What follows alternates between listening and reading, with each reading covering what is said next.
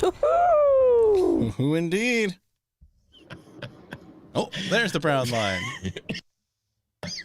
Oh, the COVID's kicking in, D. Hold on. Let me have a drink of water. Okay? Still not a funny joke.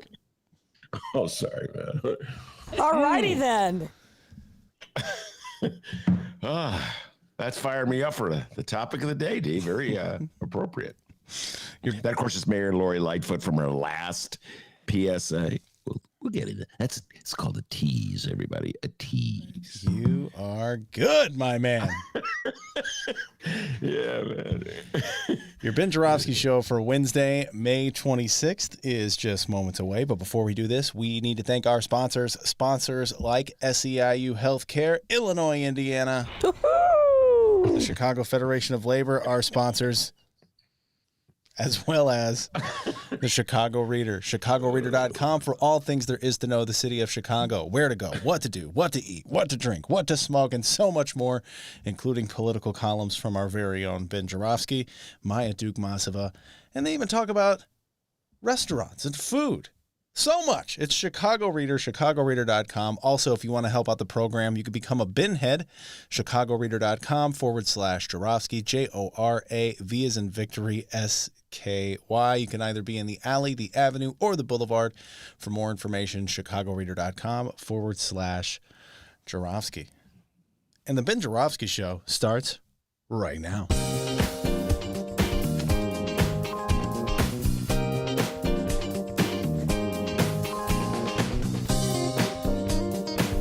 It is Wednesday, May 26th, and still live from my apartment in his attic, this is the Ben Joravsky Show.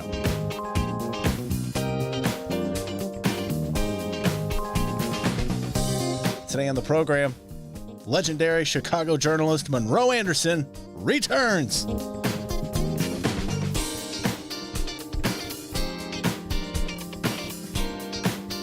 And now your host, Chicago Reader columnist Ben Joravsky.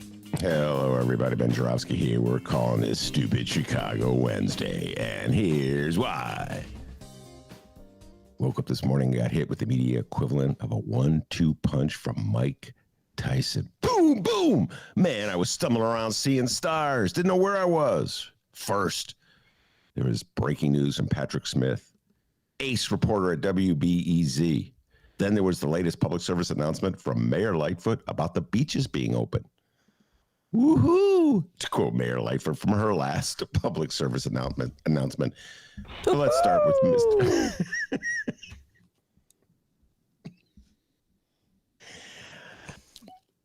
Let's start with Mr. Smith. Okay, give this young fella a raise, BEZ. That's a great story. It's all about how the mayor was telling us one thing, while meanwhile, behind her back, she and her allies and her aides were saying something completely else. In other words, they were treating you, the public, like the dummies they think you are.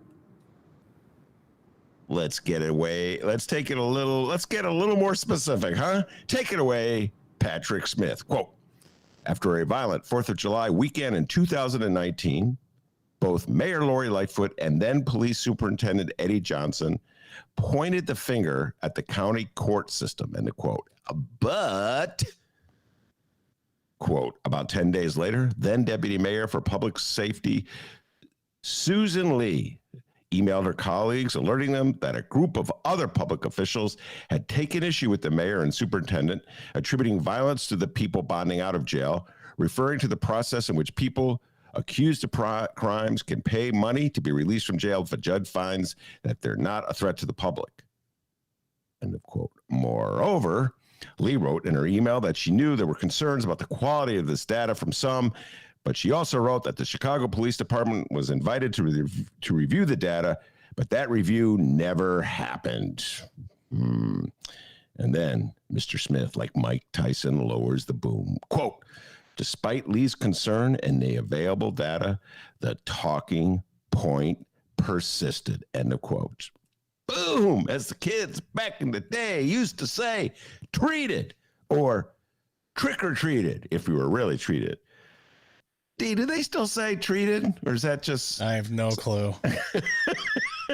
That could be like, Ben, that's so 90s. I'm always behind the time.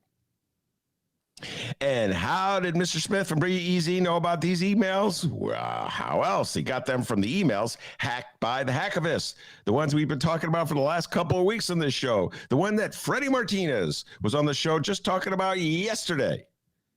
What was the mayor's response to WBEZ's revelation? Again, I quote from the BEZ story, quote, Mayor Lori Lightfoot's administration is not commenting on anything contained in the email hack, saying that, quote, reporting on materials compromised during a third-party vendor data transfer makes all of us less safe and encourages future bad actors to use nefarious means to gain information. Oh, nefarious means to gain information, to gain access to the stuff you should have been telling us from the first place. The stuff we need to know if we're going to be an enlightened citizenry, except a bunch of dummies that you put in the closet like mushrooms and feed BS. Open up, eat. We're not going to comment on the truth because the truth was obtained illegally through a hacking. And of course, you had to depend on illegal hacking because we would never tell you the truth in the first place. Man, it's the ultimate catch-22. We're never going to tell you the truth. We're only going to let you see the truth every now and then if you illegally hack our emails, but then we won't comment on the truth because the emails were illegally hacked, and we don't want to condone illegal hacking. What we do want to practice is illegal not talking, although it's not illegal not to talk, I guess. Isn't it funny, the things that are crimes? So just think about this. Hacking into someone's email to find the truth is a crime. Okay, I get that. But lying to the public or misinforming the public is just clever PR. Where's George Carlin when you need him, D? Anyway. Good job, WBZ. I got to give you a lot of credit for that. Meanwhile, Mayor Lightfoot released another public service announcement, this one about reopening the beach. Now, I know we generally save these bits for our Friday segment, Oh, What a Week. But D, this is just too good. Too priceless. Coming out in the aftermath of Patrick Smith's 1-2 power punch. A left, a right. Frazier is down. Frazier is down. That's my Howard Cosell imitation, ladies and gentlemen. Nobody knows that. I don't know if anybody remembers Howard Cosell anymore. Anyway, D, let's play the PSA. You have anything you want to tell listeners before we play this PSA? It's not good. Wait. At all. Wait a minute. Okay. Okay, that's not what I was getting. It's one of those ads where there's like a lot of music, and so we have no way to show you like what's going on the video. So I fast forwarded about 28 seconds, and she starts talking here. She's on a megaphone, and what did she say? Welcome back, beaches. Yeah. Here we go. Attention! Welcome back, beaches!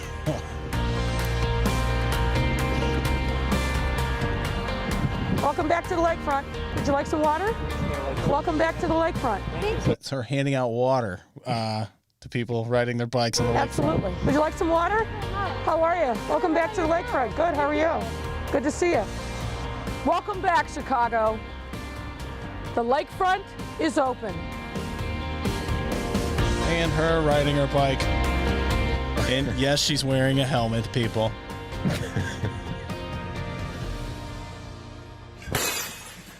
Okay, thank you. By the way, D, you been wearing a helmet lately? Yeah, I got to be honest, not really. I believe I know someone who bought you a helmet for the express purpose of making you wear a helmet. Your mother away from home bought you that helmet. She's going to be very disappointed if she hears that you haven't been wearing. My wife is constantly buying people helmets. My dear friend Norm, who's on my bowling team, we now have a Monday bike riding club now that bowling's over. Whoa. And I know. You know, the Monday the boys are back in town. I know. The Monday bike riding club is like 3 of us riding up to Chili's in Evanston and eating hot wings and watching basketball. Hey, at least we rode our bikes there, D, okay? But Norm doesn't have a helmet. My wife's all over his case. All right, anyway, here we go. Back to business, the public service announcement. All right, I got a confession I want to start with. I'm a little embarrassed to make this confession. I already confessed this to Dennis today. He made fun of me, but whatever. I cannot hide from the truth just because it's embarrassing. So here's my confession, ladies and gentlemen. I secretly like, maybe even love, those Mayor Lightfoot public service announcements. And sometimes late at night when I can't get to sleep and there's no more basketball on the tube to watch, I put on those old Lori Lightfoot PSAs and I watch them again. They're so hokey, they're charming. I enjoyed the Lollapalooza one that Dennis played just a little while ago. And my favorite, though, will always be Scared of Grandma. That's the Thanksgiving public service announcement where Lori Lightfoot warned us of the health consequences of allowing Grandma over to the house to eat. We may either poison her with COVID or she may poison us with COVID. T, come on. Just play it just one more time, and everybody wait for the sigh. Go ahead. This is the right thing to do, even though it's a hard thing to do. Of course, I'll give your love to Amy and Viv and Hank. All right, love you, Mom. We'll talk on Thanksgiving. Bye-bye.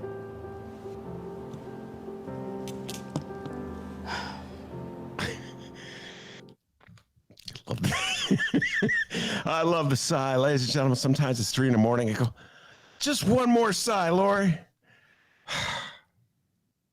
Way back to the beach. All right, let me break it down. Let me annotate this for you, ladies and gentlemen. Let me remind you, the beaches were closed. Was it March, April? I can't remember when. It's all a blur, but they were closed last spring at the insistence of Mayor Lori Lightfoot, basically because Mayor Lori Lightfoot threw a hissy fit. This is back in the early days of the pandemic, and she had just released PSAs and had daily press conferences urging people to wear their masks and stay indoors and don't congregate with others. And then on one of those unbelievably nice days in early spring where beautiful weather emerges from out of nowhere, Lori Lightfoot took a drive from Hyde Park to the Loop along Lakeshore Drive and discovered people on the lakefront, jogging and walking and playing basketball and soccer and flying kites and smoking reefer and doing what people on the lakefront generally do and have been known to do forever. And so we saw the other side of Mayor Lori Lightfoot. Not the be nice to grandma sighing side, but the one where she treats aldermen and alderwomen like Raylo and Jeanette Taylor and Byron Sixto Lopez like we are her wayward children. And so she got mad at Chicago for defying her orders, and she closed the lakefront. I won't just turn the car around. I'm going to shut it off. I'm going to kick you out, and I'm going to make you walk home. Yes, that Mayor Lori Lightfoot. She closed the lakefront, closed the beaches. It was like, you can't be trusted, Chicago. I've learned from my mistakes. I'm not going to be nice to you ever again. No beaches for you. And then as time went on, it gradually became clear that, one, she and her staff should not have been so surprised that people flocked to the lakefront, because that's what people in Chicago do when the weather suddenly gets nice. I'm not even from Chicago, and I know that. And two, it also became clear that hanging out at the beach or jogging along the lakefront really wasn't what was spreading COVID. No, it was being in a confined space, like indoors, like a library. And yet, she had closed the lakefront and opened the libraries. Now, I'm not complaining about the libraries being open. I love libraries being open. I go to libraries. And when you wear your mask and you say socially 6 feet distance, 6 feet apart, yes, they're safe. But at the very least, it's a mixed message to close the lakefronts and open the libraries when it's the closed places indoors where the virus spreads, not out in the open. And so in the hot days of last summer, you had scenes where all these youngsters looking to get a break from the heat headed to the beach, only be told by lifeguards, beat it. So instead of swimming on a beach protected by a lifeguard, they went over to places like Belmont Harbor and dove into gasoline poisoned waters where there were no lifeguards. It was madness. And by the way, we know that Mayor Lightfoot closed those beaches because she was irritated at seeing people frolicking on them while driving from Hyde Park to the Loop, because Black Club released an email written by the mayor to her staff saying just that. And where did Black Club get that email? Where else? The hacked emails, you know, the ones that the mayor's people are saying, quote, Reporting on materials compromised during a third-party vendor data transfer makes all of us less safe and encourages future bad actors to use nefarious means to gain information. I love it when they use big words like nefarious. And now that same mayor is doing public service announcements, handing out water to passerbys like she's forgiving us for having done something wrong when it was sort of her who did the wrong thing in the first place, and we should be forgiving her. Here's the thing. Will this work, politically speaking? Yes, I predict it will work. Because as I've said many times before, Chicago, you love your mayors. I think you love your mayors even more than you love the lakefront. And you kind of have this perverse attitude, like you love it when they're mad at you and they yell at you. But then they forgive you. And you love that when they forgive you. I can hear you right now, Northsiders. Ben, stop being mean to the mayor. I love the mayor. She's my mayor. All right, Chicago, enjoy your lakefront. Enjoy your summer. And enjoy your mayor. But if you have any questions about what the mayor says about you behind your back, remember this. Reporting on materials compromised during a third-party vendor data transfer makes all of us less safe and encourages future bad actors to use nefarious means to gain information. We got a great show today, everybody. Monroe Anderson will be here. He's on deck. Although he hasn't weighed in yet. Always my favorite part of the Ben Joravsky Show. Where I wait for my guest to come in. A little panic sets in. Especially when that guest is of the boomer persuasion. What do I do? Well, Dennis! That's okay. We'll just keep playing this over and over. Attention! Welcome back, beaches! Okay. Maybe we'll play it for Monroe and get his analysis. Monroe's kind of defends Lori Life. I noticed that. He kind of defends her. Oh, and?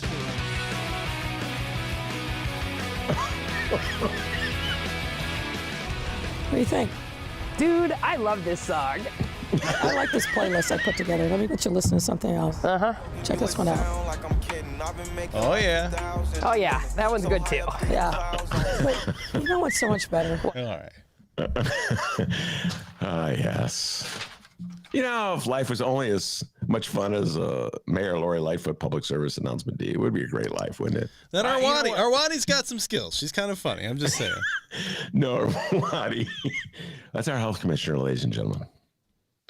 For a lot of fun is to listen to the health commissioner explain how somehow or other you're getting more mental health services by closing mental health clinics than keeping them open. That's my favorite part of it. And not just this health commissioner, all health commissioners.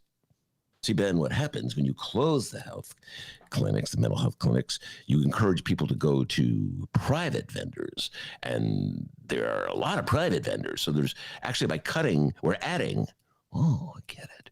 Anyway, Monroe Anderson will be here. He's on deck talking Trump, George Floyd, and the proclamation that racism is over, and Marjorie Taylor Greene, and much, much more.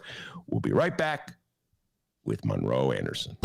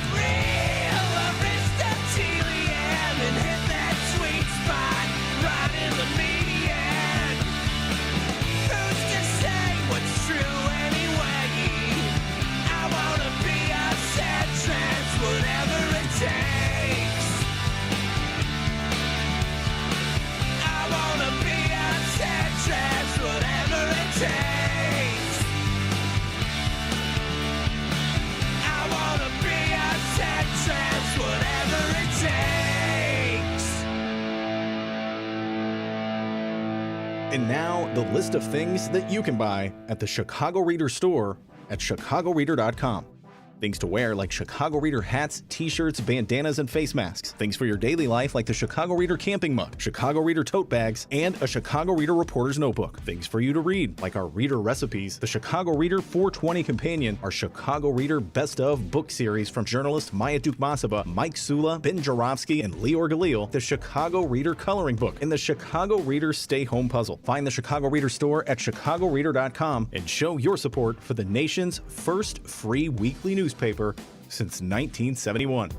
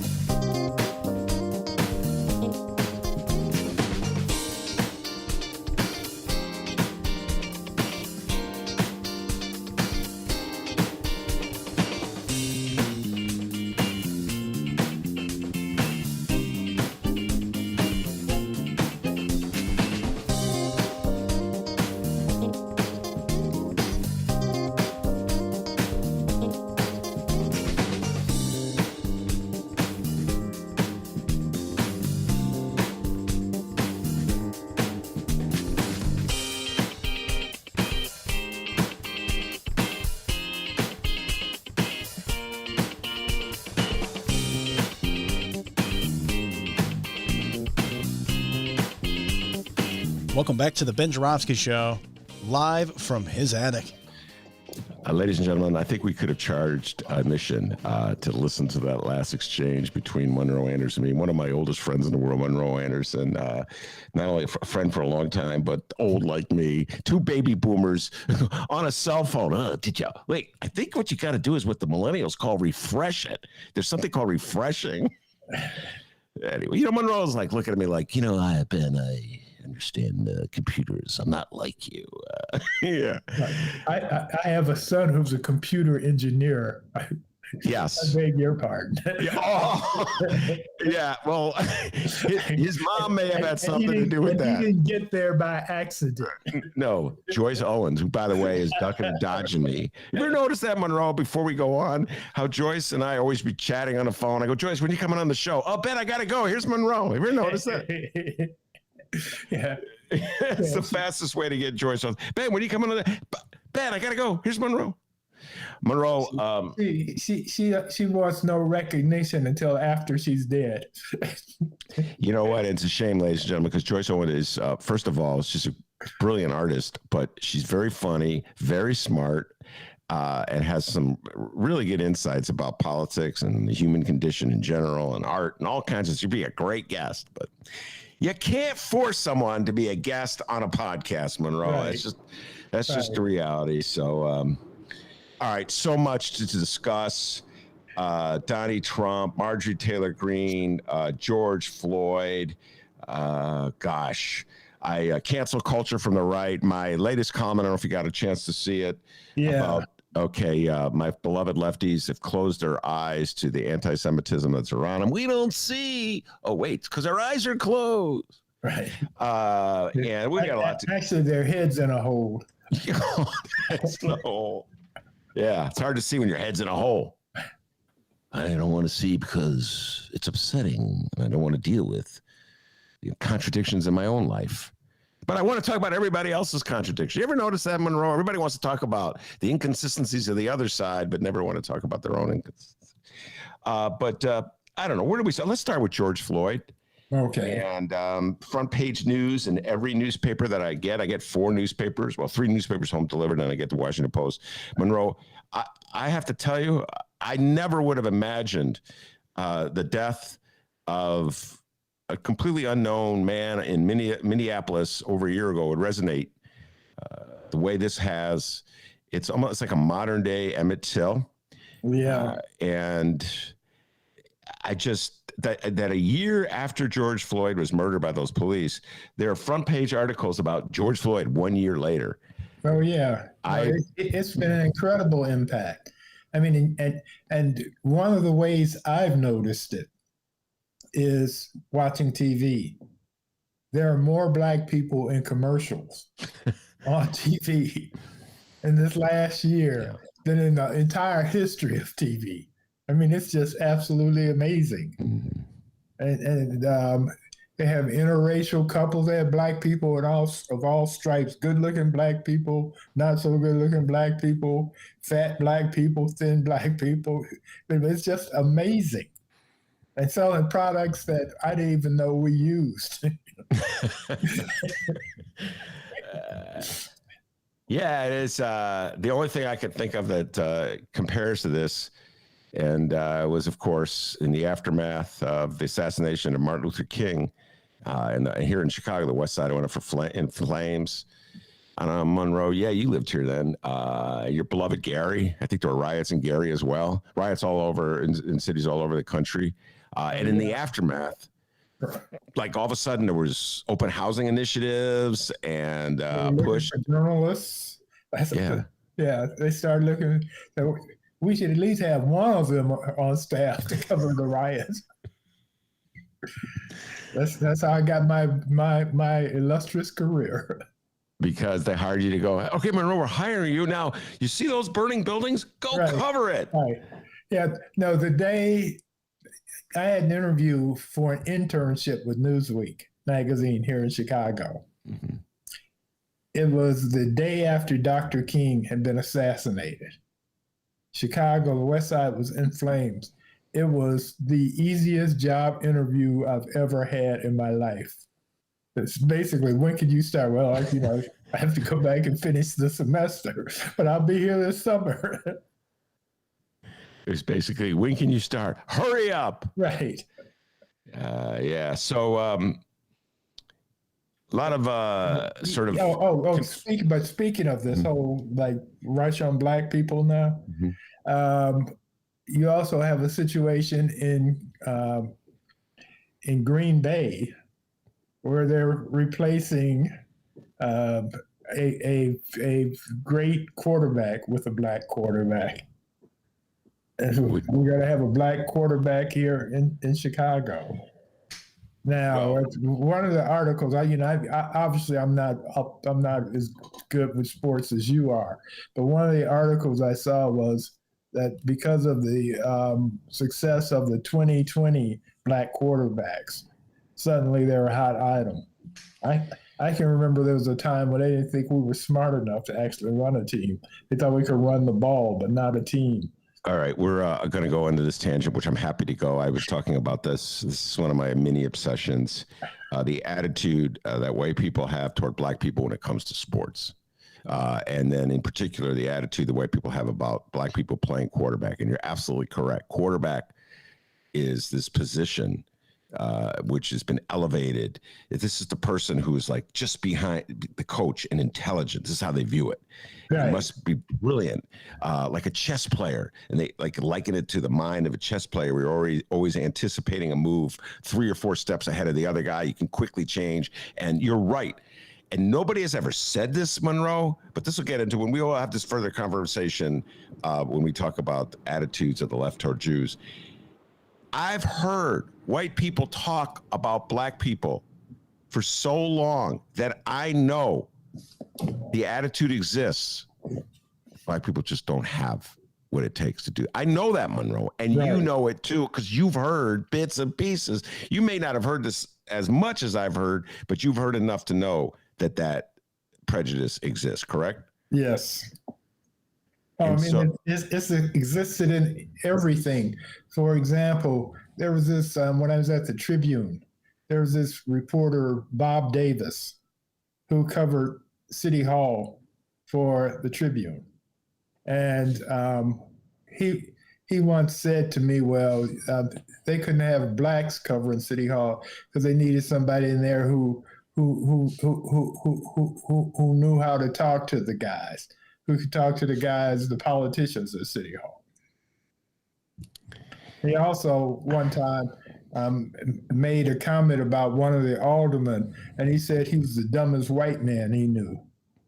This man said this to you? Yes, and it must have been, I didn't say anything to him, but it must have been a look I gave him because he apologized immediately.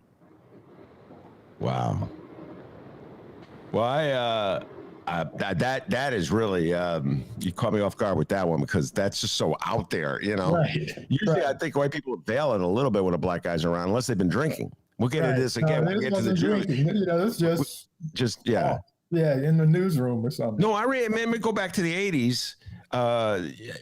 Again, we're in sports, but Al Campanis was. I think they were commemorating Jackie Robinson.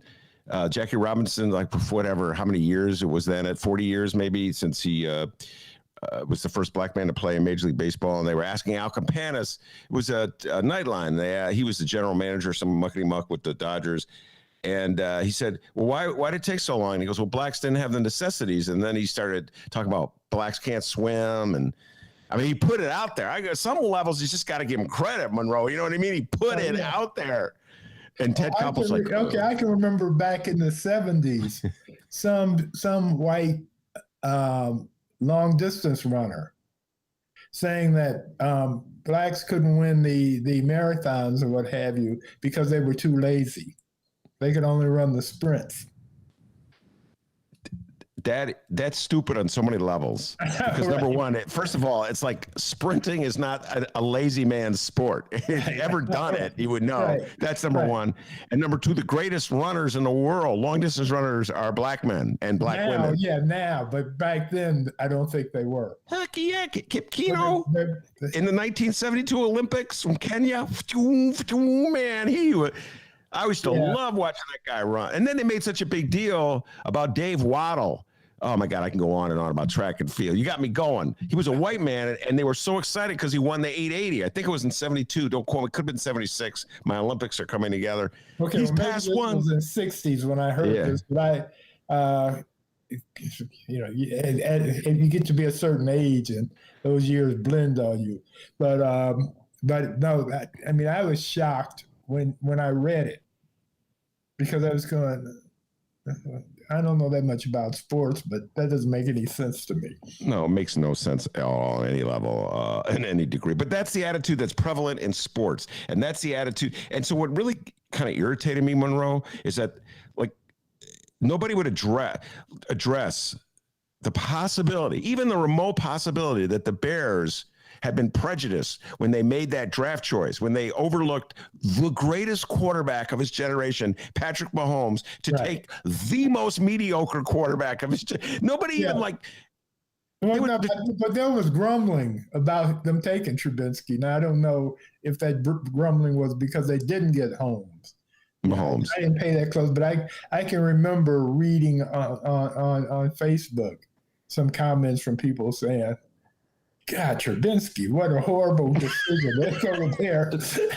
And this was this was during the draft, not after. No, but you listen, racism hurts black people the most. Yes. But it also hurts white people. Because Right. when you're stupid and you make judgments based on prejudice and bigotry, you hurt yourself to a Right. certain degree.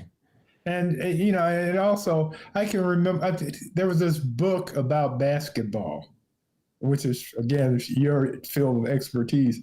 But I can't remember the name of the book. But the guy talked about this player, black player, one of the early black basketball players, who was driving towards the rim and passed the ball behind his back to a white player. And the white player took the ball and hit him with it, threw it at him, because he thought it was an insult that he would pass a ball to him behind his back. And I just went, wow. That's, yeah, no, we've come a long way. In certain degrees, we have come a long way. Oh, yeah, we have. We have. And, but this was what I was going to go back. We went on this tangent about football. I could talk about the Bears. So, like I said, I just have to close this by saying, Bears, you did the right thing this time. You traded up to draft Justin Fields, a black man. So now you're trying to like undo the damage. It's just like you're saying, Monroe, what you said, like in the aftermath of George Floyd, you're seeing all these black people in commercials. In the aftermath of Mitch Trubisky versus Patrick Mahomes, they suddenly trading up to take a black guy. You know what I mean? I'm really hoping he's good too. Yeah, right. Exactly. Because if he's not good, you know what? Well, gave him a chance. the Bears had one black quarterback before this. Would have had individual blood. Vince Evans was my favorite quarterback in the early 80s. Yeah. Vince Evans. I think Dick hated Vince Evans. Don't even get me started on this stuff, Monroe. Okay. Let's go to something else we can hate mutually. Well, I think you stayed loyal to the Bears for the last 2 years, because Monroe would be like, he couldn't come over to watch the Bears game. Well, I'm not watching the Bears. But let's go back to the George Floyd situation. Okay. And in the aftermath, a year later, articles are all like, I know when you're assigned a year later article, I've been assigned such articles, and I'm sure you have in your career, 1 year after, but they want you to accentuate positive. So let's do that right now, Monroe Anderson. Put away all jadedness, cynicism, years and years of experience. Has something, quote unquote, positive emerged from the ghastly murder, public execution of George Floyd? Well, there possibly, more than likely, will be a bill that George named after him, a police reform bill. And that's a good thing. And the Democrats are moving in very bold steps forward into taking care of Black Americans for the first time since LBJ, basically. And the Republicans are making moves to block those steps every chance they get. As much as they've done since the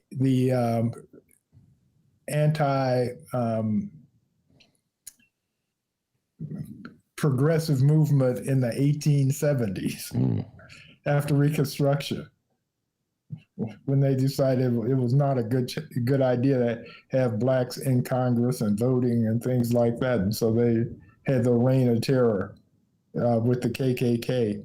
And then, of course, they went into separate but equal Jim Crow stuff. Mm-hmm. Yeah. By the way, it's just for the record, the people who are on the good side of that fight back in the 1870s, and I say this from having read about it because I wasn't there. I'm old, but not that old. Oh, look who's calling who old. I was not there, but I've read about it. So the quote unquote good guys in those days were Republicans. Right. And the bad guys were Democrats. Right. And there was a That's what flip. the Republicans keep trying to I do know. now. It's Oh like, my God. yeah, The we're Republicans. the party of Lincoln. Yeah. Do you think now? I've learned a long time ago from having lived in Chicago and not to overestimate the intelligence of voters. I've learned that from years and years in Chicago. Okay, dealing with the way the adoration people in the city have for their mayors. So, do you believe there are voters, particularly black voters in the United States, who are fooled by Republicans saying it was the Democrats who opposed who enforced Jim Crow, who opposed? Yeah, no, there are people like that.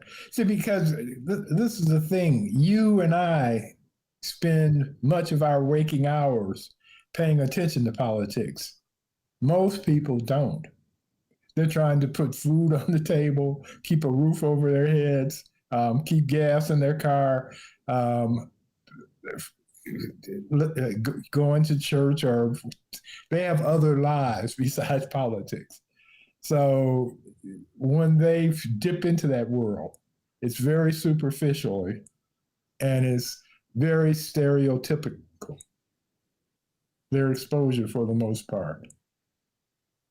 Well, when I was a freshman at Indiana University back in the 60s, I lived in this all men's dorm. And some of these farm boys from Indiana, because we had a communal shower, they would be checking me out because they had heard that black people had tails. So they were mystified because they didn't know where my tail was. Could you turn around fully so I can see? Exactly. They might have been trying to check out something else. And well, okay. Realize it. But they were staring at my anatomy. Mm-hmm. All right. Well, anyway, I'm hoping for the best in the aftermath of George Floyd's murder. I'm not feeling really positive about it. Monroe, yesterday on the show, we talked a lot about an article that ran in the New York Times, a focus group with Frank Luntz, who is the Republican political strategist whose expertise is doing focus groups with Trumpers. Luntz gave us gaming versus gambling. Yes. And death tax versus estate tax. Yes, exactly. Yeah. He through his interviews with selected groups of voters, he observed what really pushed their buttons, the phraseology that you could use, that you could employ to get them to do something that might not be in their best interest, motivate them to vote Republican. He figured it out. You're absolutely correct, Monroe. I didn't say it was stupid. No. Yeah. And the Republicans have taken it and done very well with his lessons. Anyway, so he had a group, 14 or so Republicans, all MAGA, all lovers of Trump. And he was asking them various questions. First, they started through the election of Donald Trump, and all of them were just instantaneously convinced that the election was stolen, that there were improprieties, even though it wasn't stolen, and there are really no improprieties to speak of, and that we need to stand up to Democrats and pass laws to prevent future thefts. So that's what they said. Then they get to George Floyd. And it took them a while, Monroe, because even white MAGA Republicans are like, well, I don't want to look racist. Let me figure out what I have to say. And then sooner or later, they got going. They started talking about how, well, the man was on drugs, and the man had been arrested before, and had he behaved a little differently, maybe he would be around today. And it's really racist of you to say the police are racist, et cetera, and so forth. Right. And that's when I read that, I'm like, I don't know how much we've progressed. Well, this is the thing. Yeah, no, it's horrible. And those people, as a general rule, are racist and ignorant. But they are, while they dominate the Republicans have been shrinking, and now they're only like 25% of Americans people who identify as Republicans, 25% of the population. So that's 40% of 25%. So they're very loud. They're the loud minority. And they're having impact because right now the Republicans are 1 seat away from taking back the Senate and 5 or 6 seats away from taking back the House. And they would throw their mama under the bus to get that because they're just power hungry. They don't have any philosophy. They don't have any principles. What they have right now is a lust for power, and that's it.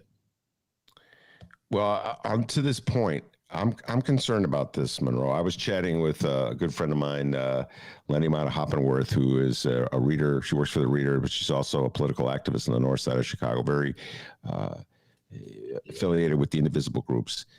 And she was saying, I'm going to do my best to paraphrase what she said, that she's a little concerned right now because folks, as she put it, just want to go back to normal. They want to go to the beach. Yeah. And when she was talking about Democrat-leaning people. And I'm like, I don't think MAGA even thinks about going to the beach. Yeah. I get the feeling MAGA is thinking about, we want to take back the House. Yeah. It's just like a different mindset. Right. You know, we told we want Trump back in office. Yes. MAGA wants Trump he's back. In exile right now. Yeah. The president is in exile.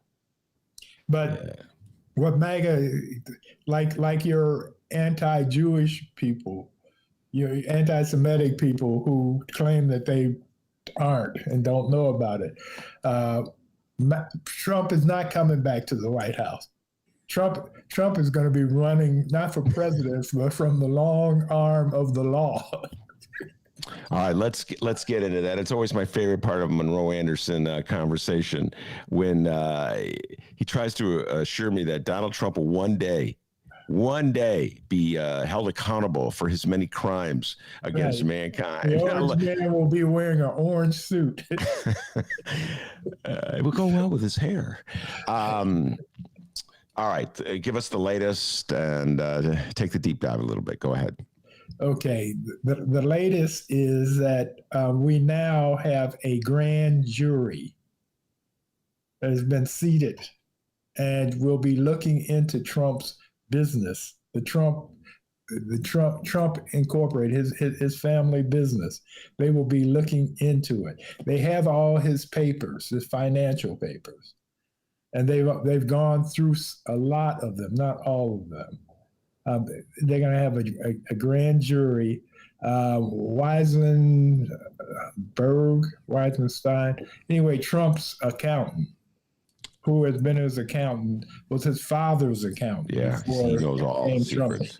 He, as Michael Cohen says, there's not a penny that comes in to the Trump businesses are out of it that he doesn't know about. And in fact, Trump, a few years back, I can remember Trump saying that when it comes to handling his money, he wants a guy wearing a yarmulke. Yeah, we'll get into that. We will get into that. Weisselberg is his name, Alan Weisselberg. Yeah, Weisselberg. Yeah. He's been handling the Trump. Yeah, no, we'll get it. We're going to do a whole thing on just interesting contrast between lefty attitudes toward Jewish people and right-wing attitudes towards Jewish people. But yeah, Cohen, from the moment that Cohen decided for whatever reasons that he was going to flip and try to take Trump down, he has been pointing this finger at this account. Well, he decided to flip because Trump dogged him out and then threw him under the bus. Trump wouldn't have had any of these problems if he had just given the man a job in his administration. He could have made him chief door closer or something. And Cohen would have been, you remember when he was going to take a bullet for Trump? Yeah. Oh, yeah.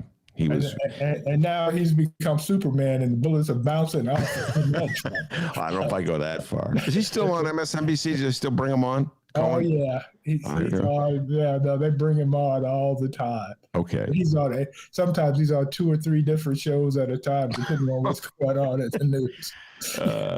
They got him there. Yeah, no, he hates Trump. He's a cultist who suddenly saw the light for whatever reason. Right. And I guess you're right. It was a combination of not only having to go to federal prison to protect Trump, but to be insulted by Trump while he went to federal prison. It was the combo. You know what I'm saying? Right. He may have done, if it was just an insult, but then a pardon, that may have been okay. If it may have been going to prison, but praise, maybe that would have been. But you put them together, that's it. I've had enough. I don't blame him, man. Trump did use him, treat him like a dog. Right. And in fact, the time he's serving, and he's now under house arrest, but the time he's serving is for the crime that he did for Trump. Yeah. Wait, is he still under house arrest? He's still under, when he does all those interviews, he's under house arrest? Yeah. I did not know that. Well, a bracelet, but I mean, he's still doing time. Yeah, because of the pandemic, he got out of prison. I know he got out of prison. I just didn't know but he didn't get a get out of jail free card. I think he gets to walk around. He just can't. I actually have seen him in public places. Well, he was been able to do that, but then he did something that violated the conditions for while he could be out of house arrest. Yeah. But then they went to court. This is a whole back and forth that they have going on because Trump has been trying to destroy him every which way he could. Yeah. And he's met with the feds at least 8 or 9 times for hours at a time, spilling the beans. Well, it'll really come down to the accountant. If Weisselberg testifies against Trump, that is very problematic for Trump. And Trump does not have, at the moment anyway, his Twitter megaphone. It doesn't matter. Weisberg is going to flip on Trump. Well, we'll see about that. That's going to be the end. It'll be, when I think of the people who've turned on Trump, it's Cohen, but probably the most significant person is his niece, Mary Trump. Right. Who wrote the tell-all book about the family's dysfunction. Yeah, because they didn't give her daddy and her any money. They cut them out of it. I really don't care about the motives, why they do the things they do, Monroe, just that they do the things that they do. Exactly. Now, and Weisenberg is going to flip because the feds, the New York Attorney General has dirt on him, on his kids. Letitia James? Yeah, and Vance, both of them. They've teamed up. Now, Letitia was doing civil cases against Trump. Vance was going for criminal. It just announced criminal.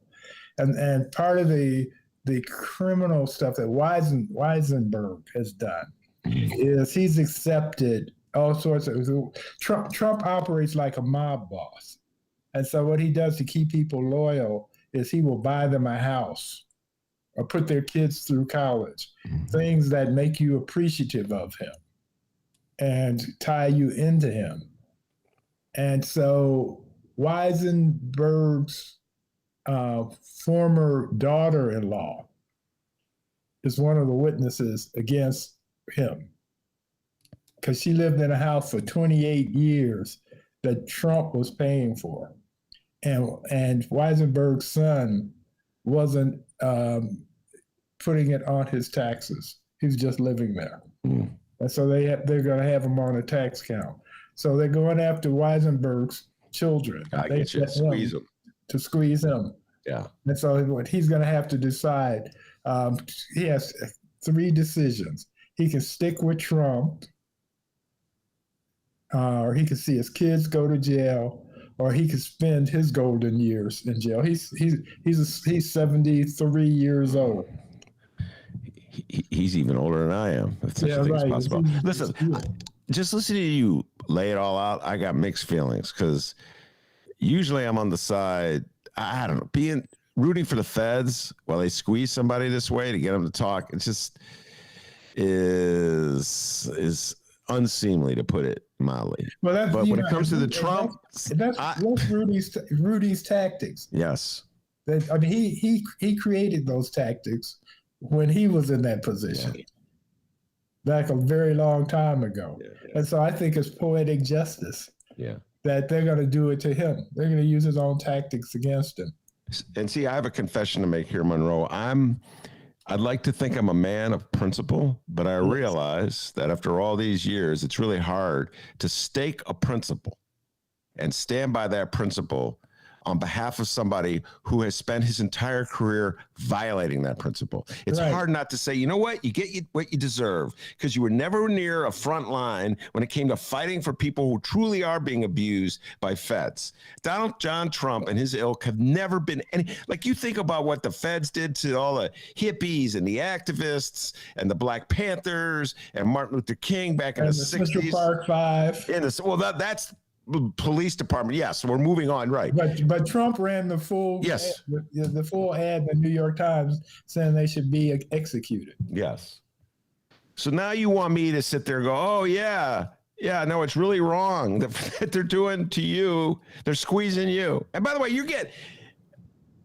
Donald Trump's had far more privilege and far more protection from the federal investigators than any Central Park Five defendant, any Black Panther. Because he had corrupted the Department of Justice as president. But as I've suggested to you, swore to you in years past, that there would come a time when Trump would be in trouble because he's no longer president. So he doesn't have any of those protections he had. This is why he ran so hard that second term, not because he wanted to do the job, because he wasn't doing the job, but he wanted to win again so he could stay out of jail. And now it's coming. The fat lady is doing her voice warm ups. Well, I know many of my listeners are going, Monroe, we've heard you say this before, but maybe this time you will be correct. Well, no. I've said it before, and it's been happening. You know, it's all these things have been put into place. They got the money. You know, I said they were going to get his taxes. He took it all the way to the Supreme Court. Mm-hmm. All these things take time. But it's going to come crashing down. This is one fight that's going on. And meanwhile, there'll be a fight to take back to hold the House and hold the Senate. It's coming up. Yes. It'll be very difficult. Already we've seen that the Republicans do not want in any way to participate in an investigation of what went down on January 6th. Right. That they because some of them were part of the conspiracy, but and are still part of it. Exactly. And I get emails every day. I resist sending them to you because I know you don't want to see them. Things like Kevin McCarthy bragging about how he visited Trump in Mar-a-Lago, Rick Scott bragging about how he visited Trump in Mar-a-Lago, all these Republican big shots talking about how they went and saw Trump and Trump saw him this and that, and they're raising money off of it, which makes it pretty obvious that Donald Trump is the leader of the Republican Party. Right. And so if the Republicans take back the House and the Senate, they will do absolutely everything they can to, undercut the legitimacy of any investigation in what Donald Trump had done. They will do everything they can to thwart Biden's presidency. Yes, that too. This is why the filibuster is on life support right now. Put aside the filibuster for a moment. We haven't talked about this in a while. So many other matters have just pushed this off. Joe Biden had an infrastructure plan that he announced, he was proud of. Now he's going through the motions when I say he's going through the motions, I mean, there's this public spectacle of negotiations between Republicans and Democrats, what Republicans will buy in the infrastructure plan. And Monroe, to a certain degree, I'm like, just pass the damn thing. Oh, I know. Just forget looking for Republicans at this. You got Cinema and Manchin, who are trying to insist on a bipartisan bill, but they're about to flip. I see that. They had a public statement yesterday, which I'm sure you saw. Yes, I did. That complained, because what's been happening is those of us on the left have been saying to the two of them, well, you need 10 Republicans. Where are these 10 Republicans? Yeah. We'll agree with you and go along with you if you can tell us who these 10 Republicans you think are. Yeah. No, they don't exist. Right, exactly. They're unicorns. Yeah. It's the 10 unicorns. Well, actually, the Senator Murdowski, the senator from Alaska. Yeah, Lisa Murkowski. Murdowski, she's going to vote for the January 6th. Oh, okay. Investigation. The investigation of the insurrection. Yeah, right. That's one vote. That's one vote. Oh, what a joke. What, they'd be still talking about Benghazi if they could. What a freaking joke. Right. And this is what if the Republicans don't go along with it, this is what the Democrats are going to do. They're going to give them some Benghazi on January 6th. Yeah. And the difference is they got pictures. Yeah. You know, the Republicans had 4 very different investigations without pictures. They just made it up. It's out of thin cloth. The Democrats will get the goods, because obviously there were some Republicans who were involved in this. Mm-hmm. Well, this is why I said, Monroe, that I really struggle with the ideal of having principled positions. Like, the principle remains anchored regardless of the particulars. So it could be a Democrat or a Republican violating some principle. I'm going to stand up to those principles regardless. It's really hard to maintain that in the face of just the utter hypocrisy of the Republican Party, where they throw away every principle they have whenever it's uncomfortable for them. And meanwhile, hold Democrats to this impossible standard. Just the thought, the Republicans are going on and on about how there's no bipartisanship from the Democratic Party. Right. Joe Biden's bending over backwards, right, to give them money so they could go give the money to the people in their states and then spend the next 2 years clipping ribbons. No, right. They don't even want the money. Right. But then it's not principled to bring a knife to a gunfight. Mm. By the way, we're going to get in the particulars of this on a local level. We're going as we speak, the Senate and the state of Illinois and the House are drawing up the political maps. And, it's one of my favorite conversations, fair mapping. So we'll get into that. All right, Monroe, let's discuss anti-Semitism in America today, particularly on the left. I wrote a column which just came out. I sent it to you, so I know you read it. Yeah, I did. No, you did a good job. Thank you, sir. I appreciate that. I really do. And I'm speaking from my heart here. I'm an old guy, been around a long time, heard a lot of conversations. You're an old Jew, as the people in your neighborhood would say to that guy back in the 80s. Yes, I know. That's what I am. Right. And so I've heard what people say. Just in private conversations, maybe they had a few to drink, and they make comments about Jewish people, and they do it in front of me. And sometimes they realize what they've done. They go, "Oh, sorry, man," Right. And so for the left to sit here and say that there's no anti-Semitism whatsoever among their ranks, and that all their opposition to what's going on in the Middle East has to do with bombing of Gaza or the way Israel treats the Palestinians. It's all based on just real issues as opposed to emotions and prejudices and feelings that they have inside them, or conversations that are bouncing around their brains. I'm like, Monroe, stop it, people. That's like, and again, I'll make the comparison. It really drives it home when I hear white people say, I never see color. Right. I just judge people by the content of their character. And when a guy walks in the room, I don't know what color he is. I'm like, who are you kidding? I know. There have been psychological studies done that I've read about where when a person walks into a room, the first thing somebody does is designate sex, whether it's a man or a woman. And then after that is race. They just do that because this is how America rolls.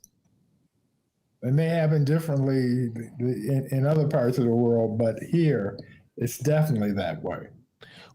Well, at one point I've been in today's white women in Lincoln Park for 42 years, just because I'm a black man walking around, and I might snatch their purse or rape them or something. Yeah, it's this is how it plays with your mind, because so for the last year during the pandemic, whenever I'm doing a walk, whenever I see anybody coming toward me, I walk the other. I literally walk out into the street away from that person. That's how paranoid I am. Right. Yeah. I'm just like, I'm not messing around. I'm walking in. You walk that way. You could keep the sidewalk. I'm walking out and I'll walk around and come back. It's okay. But sometimes when it's a black guy, I almost want to say, I'm not doing this because you're black. No, seriously, man, I would do it if it was a white lady. Well, right, exactly. No, and that's interesting because now when it's done to me, instead of my just automatically assuming it's because I'm black, I go, oh, yeah, I understand it. They don't want the virus, so they try just to avoid getting the virus. Yeah. No, I'm not. And now that I'm vaccinated, I'm not even wearing a mask anymore. It's like they said, if you vaccinated, you could be outside without. You wear a mask when you go inside, though, don't you? No. When you go to Trader Joe's or Jewel or whatever, you don't wear a mask? Oh, sometimes not in Mariano's anymore. They said masks aren't required. Oh no, the issue isn't required. I just got so used to it. I wear it. If it's not, then I don't. All right, because the thing is, I don't know if you noticed, but yesterday, the CDC came out with a ruling that even if you're vaccinated and you're exposed to someone with the virus, you don't even have to take a test anymore. That's how good the vaccination is. Yeah. No, all right. So I lost track of where I was. So let me come back to this. In the essay I wrote, yes, I'm talking about how there's a propensity for people to create a single stereotype, take a wide, diverse array of characters that could be Jewish or Mexican American or black, et cetera, and so forth, and reduce it to a social stereotype that makes them like all black people, all Jewish people, all Mexican American people, all Muslims. And that is the heart of prejudice, bigotry, racism, anti-Semitism, et cetera. And so I was opining, and I'd love to get your reaction to this, that from all the conversations I've heard, not on the record conversations, just everyday conversations in bars and in grocery stores and family get-togethers and restaurants, that the group most lumped together as a single entity without distinguishing between the differences of individuals are Black Americans. Yes. Number two, Jewish Americans. Yes. And number three, Muslims. And then I'm like, it's... Well, you said Mexicans also. And Mexicans, yeah, Mexicans are there. I mean, Mexicans, particularly since Trump. And now Asians, it's like... no, that's stereotype too, but they're the good minority. Yeah, they're all smart and they're all not troublemakers and et cetera, et cetera, et cetera. So what's your order from most at the top of the list, most clumped together as a single thing? Crackers. crackers. The views and opinions of Monroe Anderson. And just to be clear, I have determined, this is my theory, but my theory is that crackers, the way they got that name is that comes from the overseers who would crack the whip on black people. Is that your theory, or have you done research on this? That's my theory. I've not read it anywhere, although it's probably, when I was 4, I invented the peanut butter and jelly sandwich. And when I went to kindergarten, I was surprised that other people were eating it too. So I'm not saying that is not somebody else's idea too. All right, so the number one group, I would say, would be Black Americans and Jewish Americans, and so I just find it really, my appeal to the left is that instead of just having this knee-jerk denial that there is anti-Semitism in our country and that does motivate people's behavior, you address it, you look at it, you talk about it, and like when I see thugs hop out of a car in LA, Monroe, and I talked about this in the story, and just start, "We're the Jews," and start beating up Jewish people. I'm like, hey, left, where the tweets condemning this? What?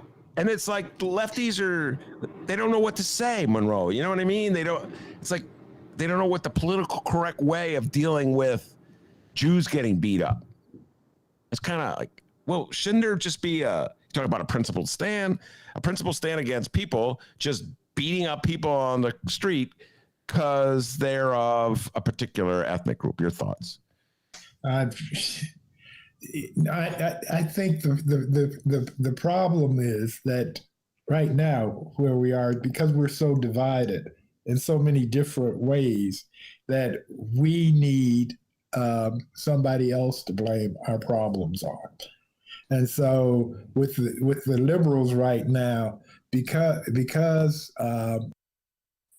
you have the leader of Israel, who is a Jewish Trump, and doing things that Trump would do in Israel, then they are siding with the underdog, the Palestinians. And so it's Jews here are fair game, which is just makes no sense whatsoever. The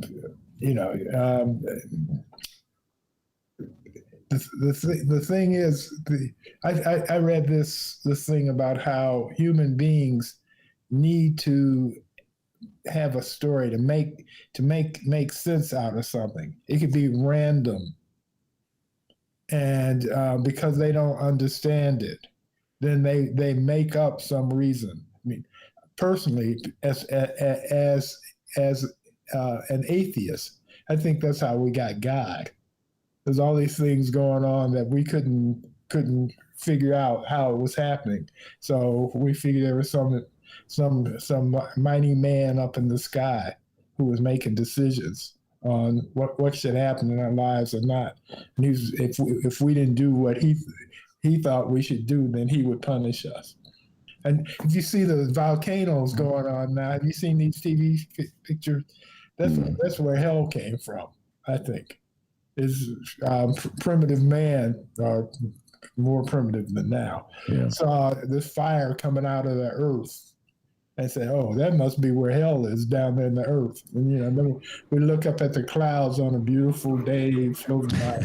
Oh, that's where heaven is. I want to go there one day. Monroe, you and I have been having conversations forever. Maybe you said it before and it just slipped my mind, but so you identify yourself as an atheist? You don't call yourself an agnostic? Sometimes. It depends on which side of the bed I get up on. Sometimes I'm an agnostic, sometimes I'm an atheist. But I'm one or the other. And I'm always a heathen. Well, that's good to know. I hope we're at a moment here where the left can sort of take stock. I don't have great faith in this. Bad habits are very hard to break. And this is just kind of where we are right now in this country. But when I did, it was that what set it off, Monroe, is when I saw the articles about these thugs just beating people up on the street, going, "Where are the Jews?" And I was like, "Where's the outcry?"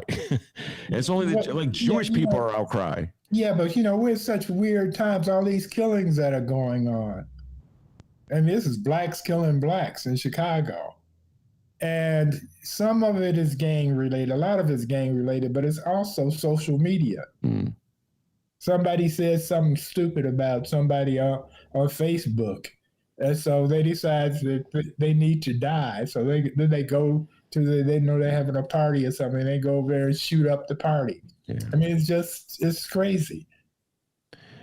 No, the world is particularly insane at this time. And so let's close with a little right-wing insanity.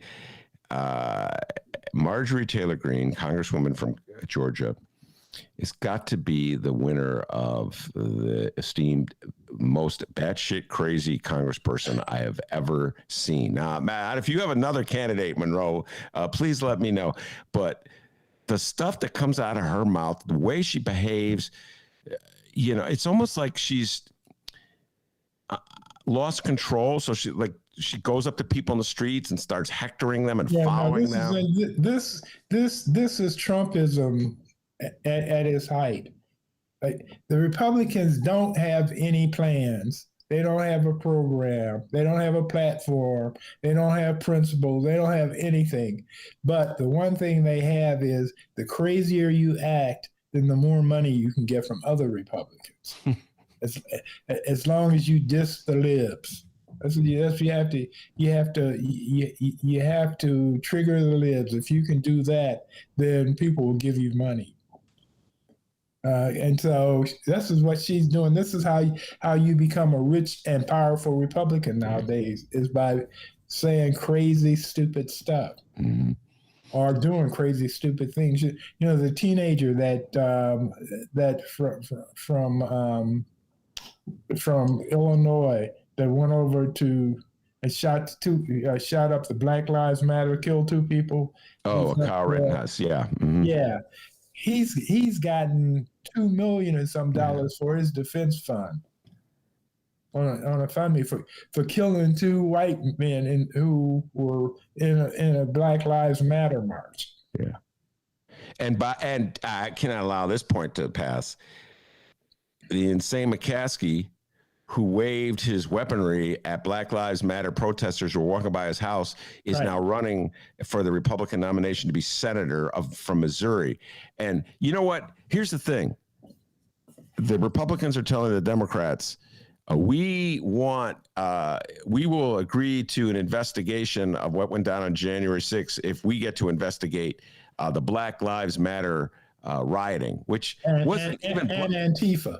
And Antifa. So I'm like, all right, let's have an investigation. We'll start with the McCaskies. Some Black Lives Matter protesters are walking by their house, not bothering them at all, and they come out with weaponry. Right. And now first you give them a speaking position at the Republican convention, and now you're gonna treat them as a serious candidate. You're right, Monroe. The crazier you are, the more likely you are to get prominence and contributions from the Republican Party these days. Yeah, so I'm going out on a limb on this, as I do from time to time. But I'm not so sure the Republican Party will exist 2 years from now. All right, well, we'll see. Yeah. We'll see as we're living in a conservative party, but it'll be the Lincoln Party or something like that. But because they're ruining the name. Well, we will have this conversation all throughout next year as we head closer and closer to decisive elections that will determine who will be controlling the House and who will be controlling the Senate. And so I urge everybody to listen to I did an interview with Barbara Arnwine this weekend. She's one of the activists who's leading the fight in Congress for election rights, voting rights laws that would undercut the effort by Republicans throughout the country to limit, basically to limit black turnout, in the hopes that that's what it takes to win the House. Monroe, thanks for coming on. And I always close by saying, stay safe and sound. But since you're not even wearing a mask anymore, just we'll see you next time. All right. I'm bulletproof. He's bulletproof, Monroe Anderson. So that's the great Monroe Anderson, legendary Chicago journalist, Chicago Sun-Times, Chicago Tribune, CBS TV. And of course, before that, press secretary to Eugene Sawyer. And I also want to thank the man, the myth, the legend, the pride and joy of Alton, Illinois, without whom the show would be possible. As Monroe Anderson and Lori Lightfoot will tell you, back home in Alton, they call him Dr. D. Keep yourself a raise, take it out of petty cash. See you tomorrow, everybody.